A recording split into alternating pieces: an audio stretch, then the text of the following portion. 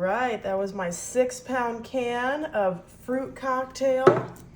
I drained just a little bit of the juice so I didn't splash everywhere. Just spread that out on the bottom of our heavily greased large aluminum tin.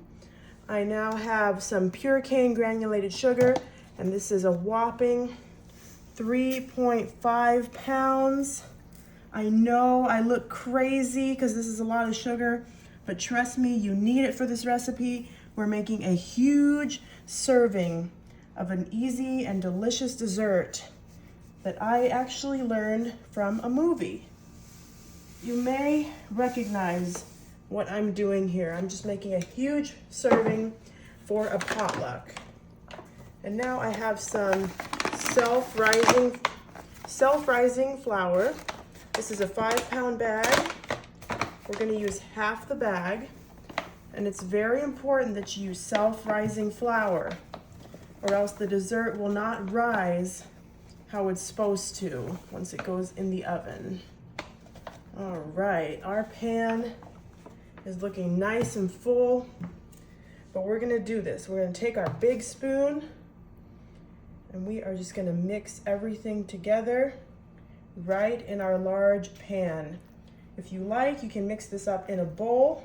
All right, you guys, as you can see, I have a bigger pan here and I've got my pan.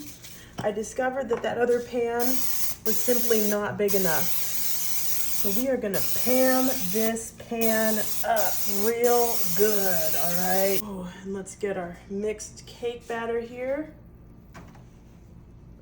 and just pour it on in to our bigger pan. There we go. That looks great. All right, you guys. Sliced butter. So this is just 2 salted sticks of butter. We're gonna go ahead and start placing these right on top of our cake batter here. Okay, so that is the 2 sticks of salted butter. We are gonna need another half stick of butter here.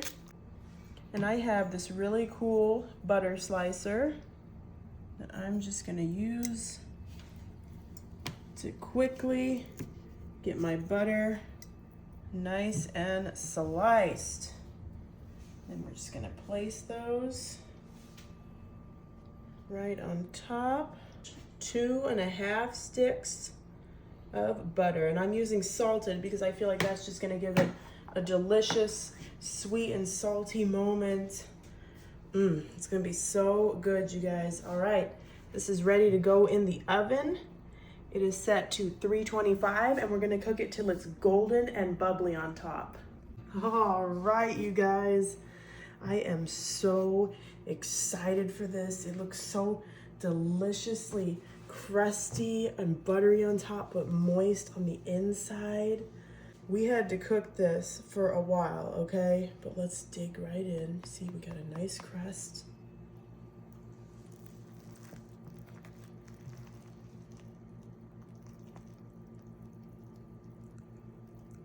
Oh. Do you see how deliciously moist that is? Because we kept those juices in there. Because guess what? We need to cut that sweetness with some French vanilla ice cream. Let's top this off.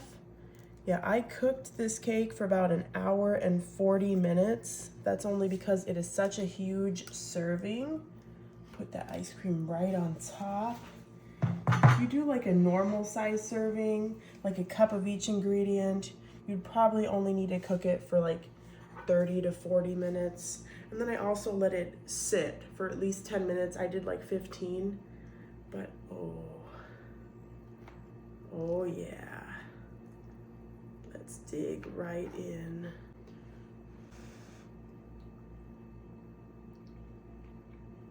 Everyone is going to love this.